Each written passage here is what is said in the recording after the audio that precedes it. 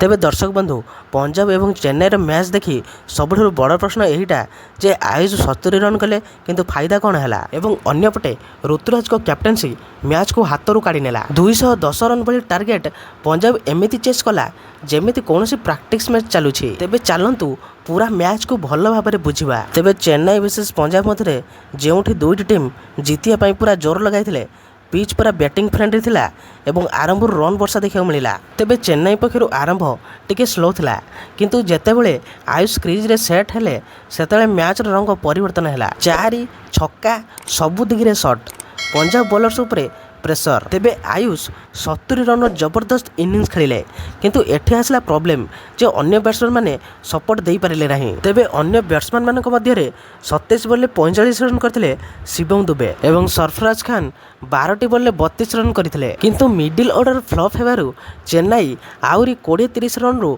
वंचित हैला। तेबे जदी आमे पूरा मैच को एनालिसिस करबा चेन्नई बैटिंग ठीक ठाक थिला किंतु बॉलिंग कम्प्लीटली फ्लॉप। ऋतुराज को कैप्टेंसी मध्य क्वेश्चन मार्क रे आयुष को 70 रन लिटरली बेकार हो गला। तेबे पंजाब बैटिंग टॉप क्लास थिला टीम एफर्ट क्लियर देखागला। तेबे दर्शक बंधु यही मैच रे क्लियर देखिलु जे गोटे प्लेयर रे परफॉर्मेंस रे मैच जीती हुए नहीं। टीम एफर्ट प्लस कैप्टेंसी बहुत इंपोर्टेंट थाए।